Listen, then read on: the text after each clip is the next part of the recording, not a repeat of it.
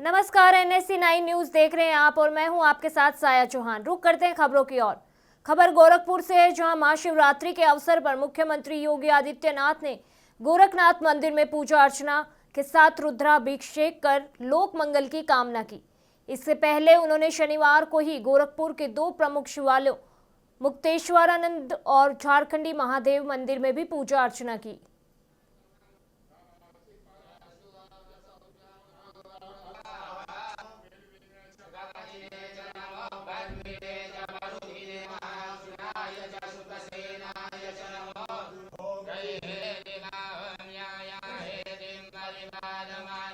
संभल से एक अनोखी प्रेम कहानी सामने आई है। अमन त्यागी ने मुस्लिम युवती तमन्ना मलिक से लव मैरिज की। खास बात यह रही कि दोनों ने शादी के बाद ही अपना अपना धर्म बरकरार रखा और विवाह से पहले तमन्ना ने मन्नत मांगी थी कि अगर उनकी शादी हो गई तो वह भोले नाथ के यहाँ कावड़ लाएंगी। मन्नत पूरी होने पर तमन्ना ने अपना धर्म छुपाए बिना बुर्का पहनकर हरिद्वार से कावड़ यात्रा की और जल लेकर लौटी। इस पहल को लेकर इलाके में चर्चा है।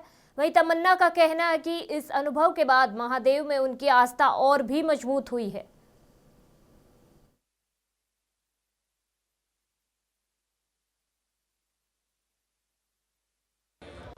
कांवड़ लेकर आ रहे हैं, हरिद्वार से आ रहे हैं। किस आस्था के साथ आपने कांवड़ लेकर के चली थी? हमने बोल दी थी कांवड़ मेरी पूरी हो गई तो मैं कांवड़ इस खुशी में ला रही। आपने इसके लिए जो आपको जो पति ने कहा था कैसे, क्या किसी तरह की कोई परेशानी नहीं था? यहाँ आने में पीछे परेशानी हुई थी 2 गांवों में। उसके बाद हमें पुलिस प्रशासन मिल गया। उसके बाद हमें कोई परेशानी नहीं हुई। बहुत अच्छी प्रशासन हमारी मदद कर रहा है। अब कोई परेशानी नहीं है। कैसे देखते हैं कांवड़ लाने का इतना बड़ा आप जो काम कर रहे हैं, क्या श्रद्धा भाव है मन में? भोलेनाथ को मानती हूँ मैं बहुत। भोलेनाथ को बहुत मानती हूँ। मेरी मन्नत पूरी हो गई तो हम अब चलो भोलेनाथ के दर पे अपनी वादा पूरा करो। ले आई कांवड़। क्या कोई मन्नत वगैरह भी मांगी है? जी मांगी थी, वो पूरी हो गई जी। उसे खुशी में लाई हूँ। जब हमारी बात चल रही थी इनसे तो मैंने बोला था जब हमारी शादी हो जाएगी तो मैं कांवड़ लेकर आऊँगी भोलेनाथ। जी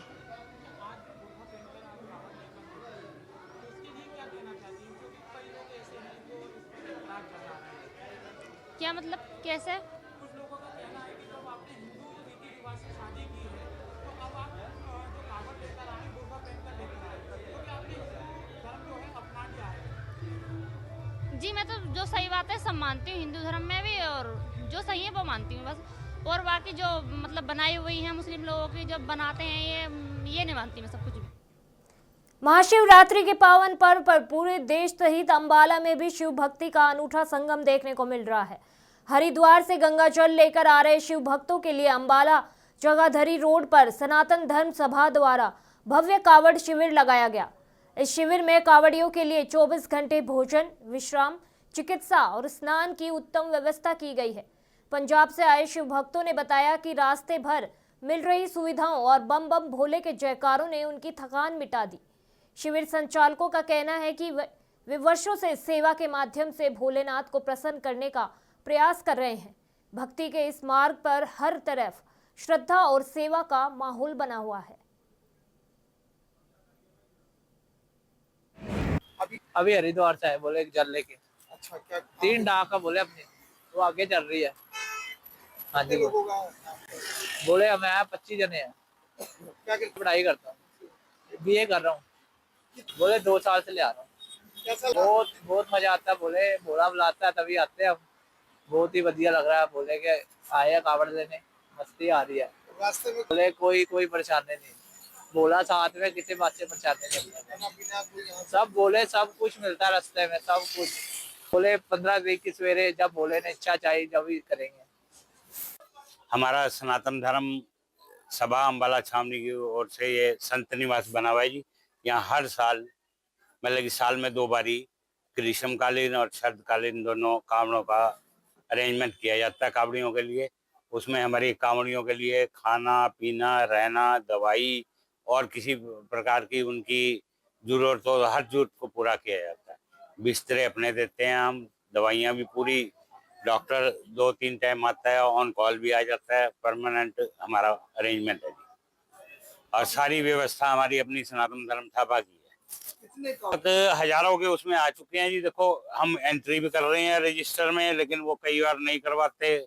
मतलब कि रात ये समझ लो हमारे यहाँ 20 या 22 ट्रकों की लाइन लगी हुई थी जी।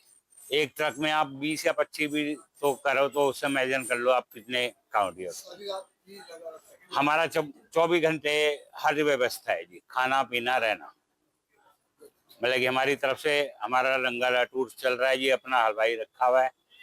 सामान की हमारे को प्रभु की मेहर है कि कोई वो नहीं है। कितने सालों से चल रहा है? महाशिवरात्रि के पावन पर्व पर आज कैथल में भक्ति और उत्साह का अद्भुत संगम देखने को मिल रहा है। सुबह से ही शहर में तमाम मंदिरों में श्रद्धालुओं की भारी भीड़ उमड़ रही है। विशेष रूप से डांड रोड स्थित शिव मंदिर में सैकड़ों भक्तों ने कतारबद्ध होकर भोलेनाथ के दर्शन किए। श्रद्धालुओं ने भगवान शिव का जलाभिषेक और दुग्धाभिषेक कर सुख समृद्धि की कामना की। वहीं मंदिर परिसर बम बम भोले और हर हर महादेव के जयकारों से गूंज उठा। सुरक्षा और व्यवस्था बनाए रखने के लिए प्रशासन पूरी तरह मुस्तैद है। भक्तों का कहना है कि आज के दिन महादेव की आराधना से सभी मनोकामनाएं पूर्ण होती हैं।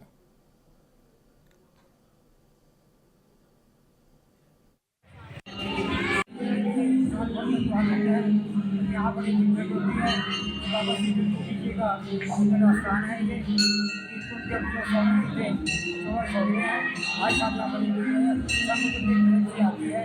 अपना श्रद्धा से जो आता है उसकी मनोकामना पूरी होती है। बड़ी श्रद्धा से जब चढ़ाते हैं, जो प्रसाद है जो वितरण करते हैं। आज सारा हमारे लिए प्रोग्राम है, परमात्मा सबको सुख शांति दे, सबको आशीर्वाद दे, मनोकामना पूरी हो। धौलपुर में महाशिवरात्रि का पर्व पूरी आस्था और उल्लास के साथ मनाया जा रहा है। ऐतिहासिक अचलेश्वर महादेव मंदिर और मचकुंड तीर्थ पर तड़के सुबह से ही भक्तों की भारी भीड़ उमड़ रही है। राजस्थान के साथ साथ एमपी और हरियाणा जैसे पड़ोसी राज्यों से आए हजारों श्रद्धालुओं ने कतारबद्ध होकर भगवान शिव का जलाभिषेक किया। वहीं पूरा शहर हर हर महादेव के जयकारों से गूंज उठा। कावड़ियों के विशेष उत्साह को देखते हुए मंदिरों को भव्य रोशनी और फूलों से सजाया गया। सुरक्षा की दृष्टि से पुलिस प्रशासन मुस्तैद है और सुचारू दर्शन के लिए बैरिकेडिंग की गई है। आपको बता दें, भक्ति और श्रद्धा के इस संगम ने धौलपुर के वातावरण को पूरी तरह शिवमय बना दिया है।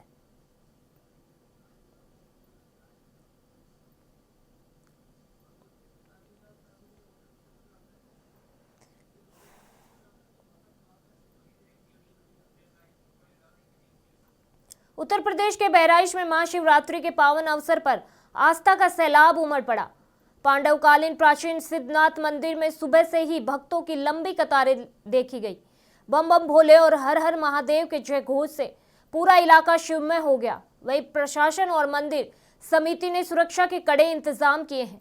भीड़ को देखते हुए महिलाओं और पुरुषों के लिए अलग अलग बैरिकेडिंग की गई है, ताकि श्रद्धालु सुगमता से बाबा सिद्धनाथ का जलाभिषेक कर सके और श्रद्धालु बेलपत्र और गंगाजल अर्पित कर सुख समृद्धि की कामना कर रहे हैं।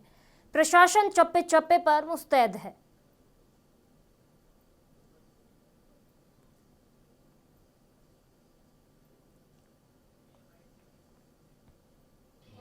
हर हर महादेव। मैं सिद्धनाथ मंदिर का महंत रविगिरी श्री पंद्रसनाम जूना अखाड़ा महामंडलेश्वर।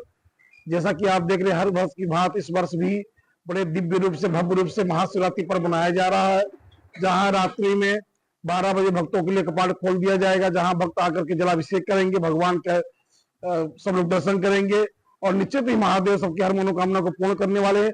जहां शासन प्रशासन द्वारा बड़ी सुंदर व्यवस्था कराई गई है, हर प्रकार की व्यवस्था कराई गई है, पीने का जल, औषधालय, अग्नि मिशन, कोई प्रकार की कोई हर प्रकार के चप्पे चप्पे पर प्रशासन लगा हुआ है, कैमरा लगा हुआ है।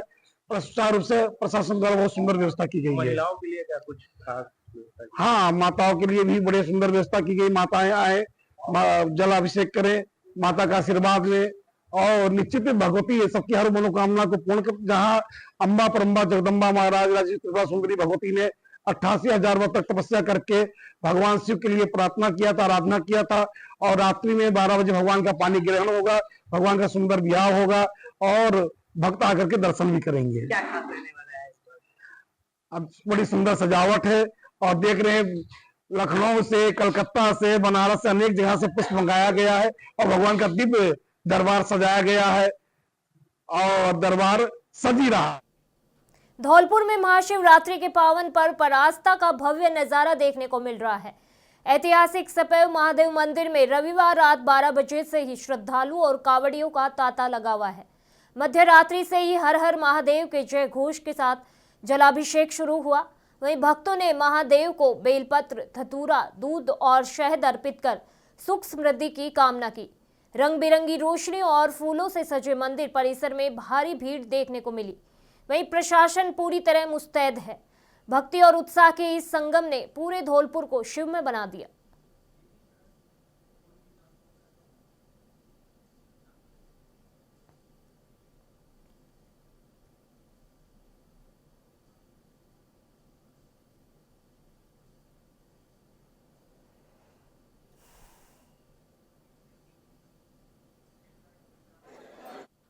T20 विश्व कप में भारत और पाकिस्तान के बीच होने वाले महामुकाबले को लेकर पूरे देश में भारी उत्साह है।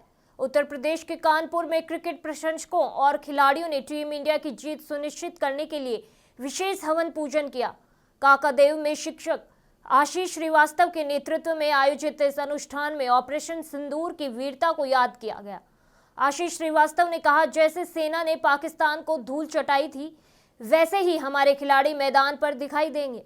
प्रशंसकों को उम्मीद है कि स्थानीय स्टार कुलदीप यादव अपनी स्पिन के जादू से पाकिस्तान के विकेट चटकाएंगे। हार के डर और बढ़ते तनाव के बीच पूरा कानपुर बस एक ही सुर में बोल रहा है, जीतेगा भाई जीतेगा, इंडिया जीतेगा।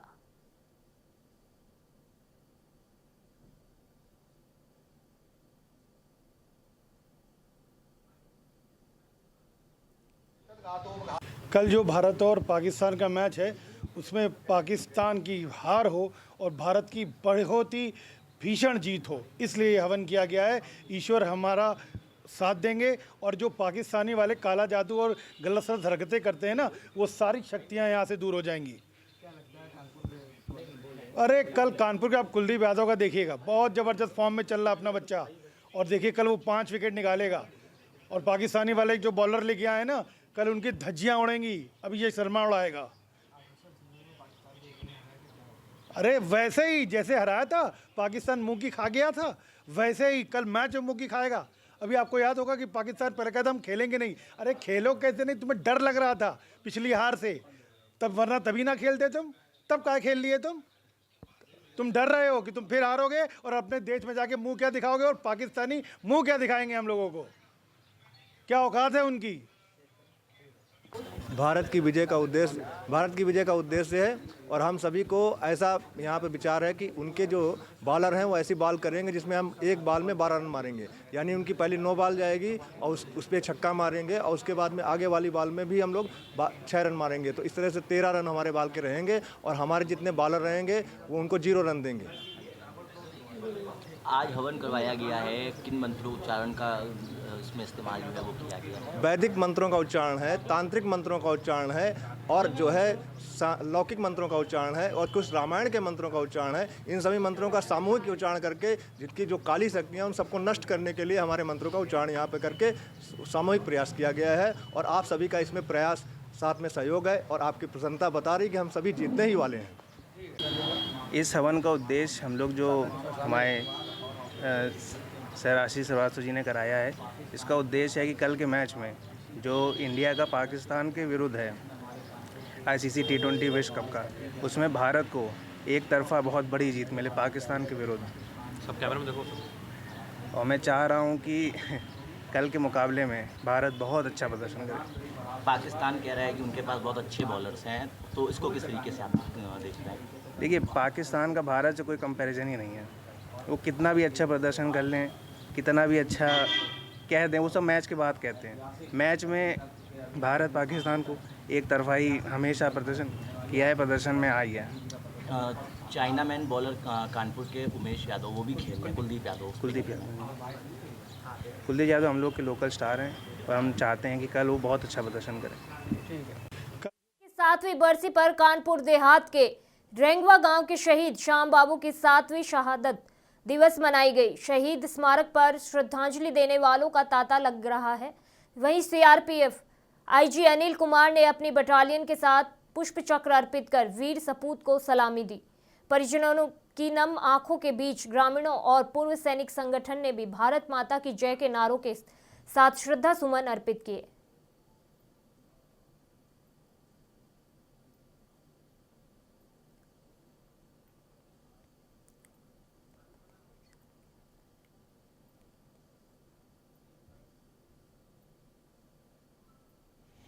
सबसे पहले तो आज के इस आयोजन के लिए हमारे शहीद के परिवार ने हमें यहाँ आमंत्रित किया, मैं उनका कृतज्ञ हूँ। दूसरा, एक ऐसे वीर प्रदेश के इस गांव में मैं आया हूँ कि जो 40 वीर सपूतों ने शहादत दी, उसमें से 12 शहीद उत्तर प्रदेश राज्य के हैं। एक बहुत बड़े गौरव की बात है हमारे इस उत्तर प्रदेश के लिए। और तीसरी बात मैं ये कहना चाहूँगा कि जो उन्होंने शहादत दी देश के लिए, हमारा सीआरपीएफ का परिवार को कभी नहीं भूलेगा। उनके परिवार के साथ हम लोग हर दुख सुख में हमेशा जुड़े रहे। सर, ऐसे शहीद आज जिस तरीके से 40 जवान शहीद हुए थे, ब्लैक डे के रूप में मनाया जाते हैं, उन शहीद परिवारों को लेकर आप क्या कहेंगे? उनके परिवार को लेकर उन शहीद परिवारों का दुख हमारे से हमेशा जुड़ा हुआ है। उनकी परेशानी, उनकी छोटी या बड़ी हर दिक्कत में हम हमेशा उनकी सहायता के लिए उनके साथ हैं। और उनकी शहादत पूरे समाज के लिए, पूरे देश के लिए एक बहुत बड़ा एग्जाम्पल है।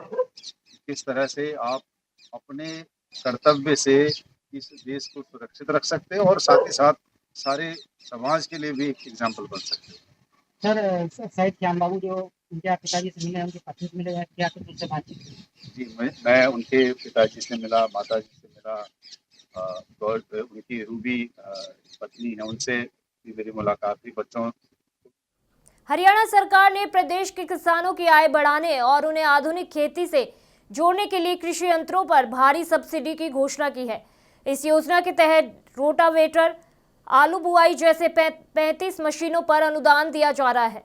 कृषि विभाग के डिप्टी डायरेक्टर के अनुसार एससी और महिला किसानों को 50%, जबकि सामान्य श्रेणी के किसानों को 40% तक की सब्सिडी मिलेगी। इच्छुक किसान 16 फरवरी तक विभाग की आधिकारिक वेबसाइट एग्री हरियाणा पर ऑनलाइन आवेदन कर सकते हैं। वहीं सहकारी समितियों के लिए बड़ी मशीनों का ड्रॉ पहले ही निकाला जा चुका है। खेती के मुनाफे का सौदा बनाने की दिशा में सरकार का यह कदम बेहद अहम माना जा रहा है।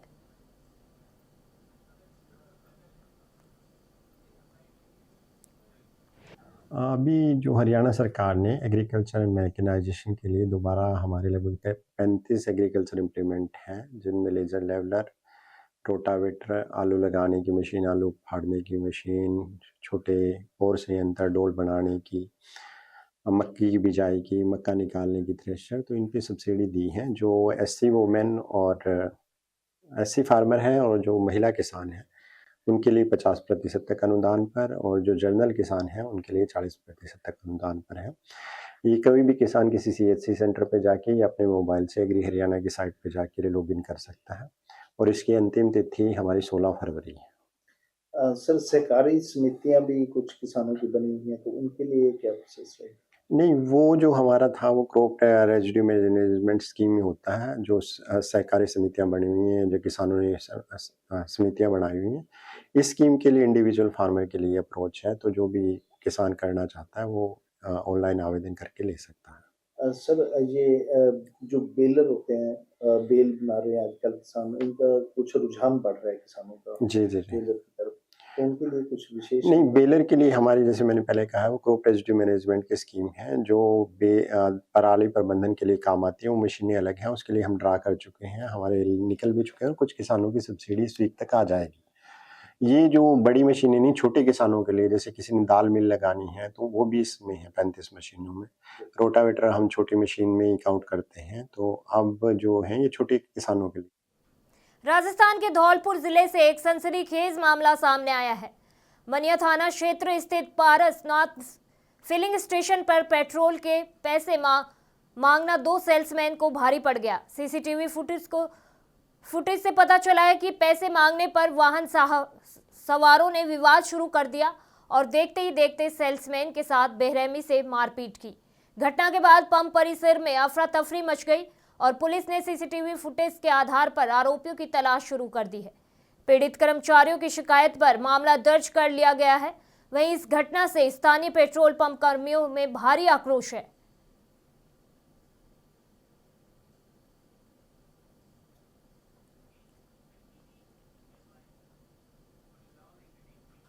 उत्तर प्रदेश के बहराइच जिले से एक दुखद घटना सामने आ रही है, जहां क्षेत्र के बिछिया महिपुरवा मार्ग पर एक जंगली हाथी ने बाइक सवार परिवार पर जानलेवा हमला कर दिया।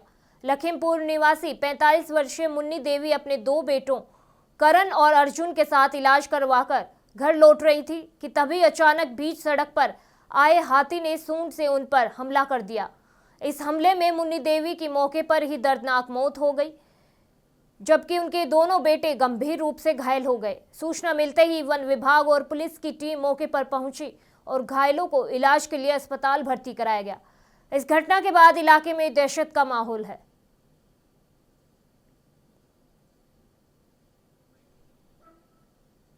में क्या घटना घटी है? ना मैं करा ना अचानक आ रहे थे तो रोड पे अचानक हाथी आके मार दी टक्कर। कहाँ की घटना है ये? यही बिछिया के पीछे से। कितने लोग थे? कहाँ से आ रहे थे आप 3 लोग थे। दवा लेने गए थे मम्मी को। जी, क्या लेने गए थे? दवा। अच्छा, कहाँ दवा लेने गए थे? खालेपुरवा।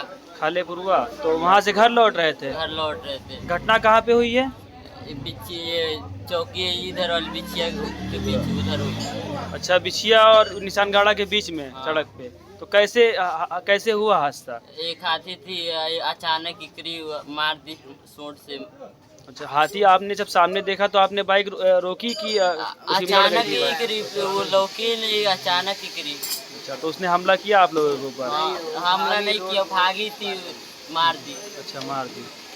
तो आप लोगों को यहाँ कौन लेके आया? कैसे आया आप लोग? एक भैया रुके थे, वही बस पर बैठाए हम लोग के, वही लेकर आए थे।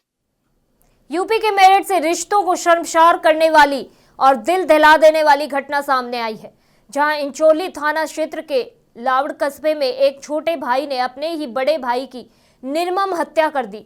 आरोपी अरुण ने मामूली कहासुनी के बाद अपने बड़े भाई जोनी पर चाकू से ताबड़तोड़ वार किए। हत्या इतनी बेरहमी से की गई कि वारदात के बाद आरोपी खून से सना चाकू लेकर भाई की लाश के पास ही बैठा रहा। सूचना मिलते ही पुलिस ने मौके पर पहुंचकर आरोपी को गिरफ्तार कर लिया और हत्या में इस्तेमाल चाकू बरामद कर लिया।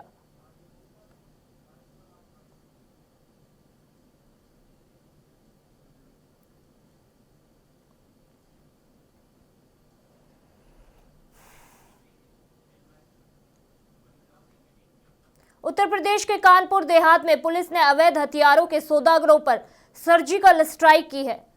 भोगनीपुर थाना क्षेत्र के करियापुर गांव में चल रही एक खंडरनुमा शस्त्र फैक्ट्री का भंडाफोड़ करते हुए पुलिस और स्वाट टीम ने पिता पुत्र की शातिर जोड़ी को रंगे हाथ दबोच लिया।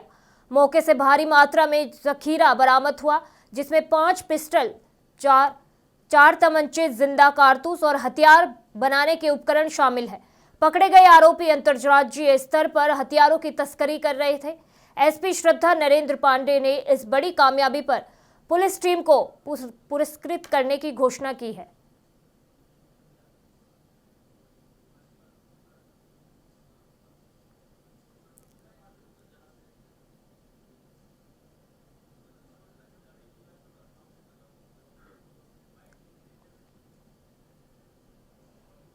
देखिए, ये 2 शातिर जो तस्कर थे, आदतन जो तस्करी करते थे अवैध असलहों की और उनके निर्माण का कार्य भी करते रहे हैं, उन दोनों को भोगनीपुर की चौकी अमरोधा के करियापुर गांव के पास एक कबूतरा डेरा है, वहां पर वो लोग एक अवैध शस्त्र निर्माण करने की छोटी सी अपनी प्रक्रिया को उन्होंने 15-20 दिन पहले इधर चौकी क्षेत्र में प्रारंभ किया था, जिसकी सूचना हम लोगों को मिली। इस पर लगातार थाना भोगनीपुर की टीम और एसओजी की टीम की नज़र थी और इसको पूरी तरह से डेवलप करके और इसके बाद इन दोनों को पकड़ा गया है, जिनमें से कि अयोध्या प्रसाद पुत्र छक्की लाल जिन पे लगभग 13 मुकदमे पूर्व में भी इन्हीं सब मामलों में है, और उनके पुत्र नमित पुत्र अयोध्या प्रसाद जो कि 38 वर्ष का युवक है, इन दोनों को हमने अरेस्ट किया है और इनके कब्जे से 5 पिस्टल 32 बोर की, एक तमंचा 32 बोर का, 3 तमंचे 315 बोर के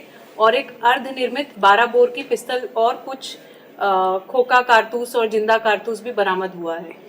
इसी मामले में इन पे हम लोग कड़ाई से पूछताछ कर रहे हैं, इसके बैकवर्ड और फॉरवर्ड लिंकेजेस को डेवलप कर रहे हैं, क्योंकि असला बनाने के कुछ इक्विपमेंट्स भी इनके पास से बरामद अच्छी मात्रा में हुए हैं, तो इसी को हम लोग फुल्ली डेवलप कर रहे हैं। जब पुलिस जांच में क्या ये सामने आया कि कहाँ ये सप्लाई करते थे, किस तरीके? उत्तर प्रदेश के कानपुर देहात में अपराध नियंत्रण अभियान के तहत पुलिस को एक बड़ी सफलता हाथ लगी है।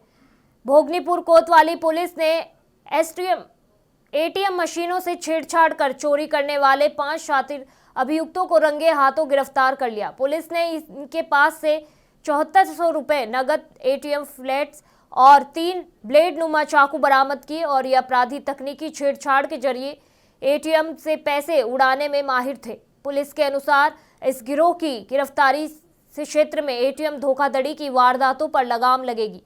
फिलहाल सभी आरोपियों के खिलाफ वैधानिक कार्रवाई शुरू कर दी गई है।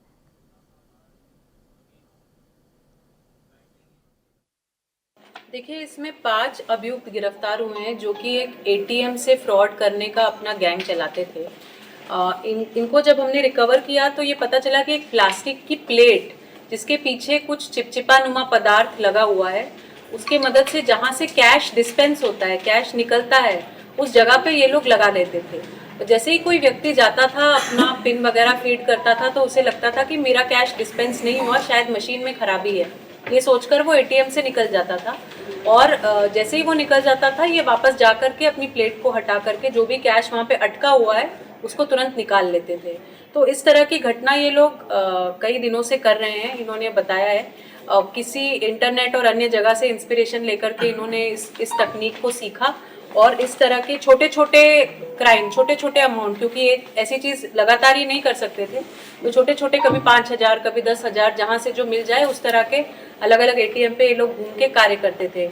मेरे जनपद में ये फर्स्ट टाइम ये क्राइम नज़र में आया या रिपोर्ट हुआ। रिपोर्ट पाते ही हम लोग ने तुरंत सीसीटीवी फुटेज और अन्य सूचना का संकलन किया और पूछताछ के माध्यम से और अन्य इनपुट से 5 लोगों को इसमें अरेस्ट किया है। इनसे और गहन पूछताछ की जा रही है, क्योंकि उम्मीद है कि इस बुलेटिन फिलहाल के लिए इतना ही। मुझे दीजिए इजाजत। नमस्कार।